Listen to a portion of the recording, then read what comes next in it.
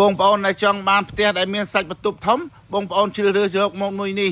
ម៉ូតមួយនេះវេរ៉ាំដាខាងមុខ1ម៉ែត្រកន្លះគុណនឹង1ម៉ែត្រកន្លះជាប្រភេទផ្ទះដែលមានទំហំ3ម៉ែត្រកន្លះគុណនឹង7ម៉ែត្រជាប្រភេទផ្ទះទាបមានបន្ទប់គេងនៅខាងក្នុងមួយតម្លៃរបស់វា7300បងប្អូន7300មានបន្ទប់គេងមួយបើសិនជាបងប្អូនអត់យកបន្ទប់គេងទេអានឹងតម្លៃវាតែ7000ទេបើសិនជាបងប្អូនយកជាប្រភេទផ្ទះខ្ពស់អានឹងថែម700ទៀតតោះឥឡូវខ្ញុំនាំបងប្អូនមកមើលមកតួផ្ទះខាងក្រៅទាំងអស់គ្នារួចរាល់អស់ហើយចាំខ្ញុំបង្ហាញនៅផ្នែកខាងក្នុងនៃប្រភេទផ្ទះដែលមានទំហំ3ម៉ែត្រកន្លះគុណនឹង7ម៉ែត្រដែលមានតម្លៃវា7300នេះជូនបងប្អូនទស្សនាទាំងអស់គ្នាហើយម៉ូតមួយនេះយើងអាចធ្វើបាន2បន្ទប់គេងណាបងប្អូនយើងអាចធ្វើបាន2បន្ទប់គេងហើយមានបន្ទប់ទឹកនៅខាងក្នុងមួយទៀតបើសិនជាបងប្អូនចង់បាន2បន្ទប់គេងបន្ទប់ទឹកមួយហើយជាទូទៅຂະຫນាតផ្ទះដែលមានទំហំ3ម៉ែត្រកន្លះគុណនឹង7ម៉ែត្រហ្នឹងយើងអាចធ្វើបានតែ2បន្ទប់គេងគឺអត់បន្ទប់ទឹកឬមួយមកបន្ទប់គេងមានបន្ទប់ទឹកយើងអាចធ្វើបាន2បន្ទប់គេងហើយបន្ទប់ទឹកមួយទៀតទេចំពោះម៉ូតផ្សេងតែម៉ូតនេះយើងអាចធ្វើបានបងប្អូនយើងអាចធ្វើបាន2បន្ទប់គេងបន្ទប់ទឹកមួយតម្លៃវា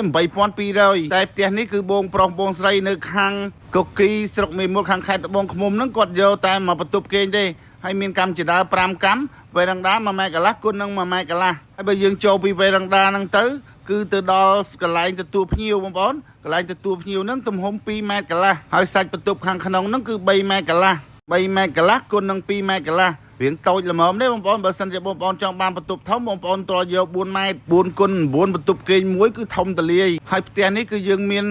ទ្វារក្រោយមួយគឺយើងមានផ្លូវដើរសម្រាប់ចេញទៅខាងទ្វារក្រោយហើយទ្វារក្រោយហ្នឹងបងប្អូនចង់ធ្វើផ្ទះបាយបន្ទប់ទឹកអីអាហ្នឹងស៊ីសងលើបងប្អូនស្រឡាញ់ហើយនៅក្នុងបន្ទប់គឺបែបហ្នឹងបងប្អូនក្នុងបន្ទប់គឺបែបហ្នឹងគឺចិត្តឈឹងអត់មានចំហអត់មានប្រហោងអីទេគឺយើងលោកញីឈ្មោះបងប្អូនក្តារក្រាអញ្ចឹងលោកញីឈ្មោះយើងអាចដាក់ម៉ាស៊ីនត្រជាក់បានណាបងប្អូនយើងអាចដាក់ម៉ាស៊ីនត្រជាក់បានចំពោះប្រភេទឈើរបស់ខាងផ្ទះចល័តស្រុកសេនធើយើងខ្ញុំគឺប្រើប្រភេទឈើលេខ1ទាំងអស់បងប្អូនគឺប្រើគ្រឿងរនុកអនងផ្ទងផ្លាតបកងដានណៃប្រើសាឡៅក្តារក្រាអញ្ចឹងពីដានប្រើសក្រំចំពោះអាយុកាលប្រើប្រាស់នៃប្រភេទឈើនេះគឺអាយុកាលចាប់ពី30-40ឆ្នាំឡើងបងប្អូនចាប់ពី30-40ឆ្នាំឡើងអញ្ចឹងអត់មានអីទៀតទេបងប្អូនមានតែប៉ុណ្្នឹងទេបងប្អូនសូមជួយ like ជួយ share ជួយឲ្យបេះដូងផងណាបងប្អូនសូមជួយ like ជួយ share ជួយឲ្យបេះដូងផងបាទសូមអរគុណសូមជម្រាបលា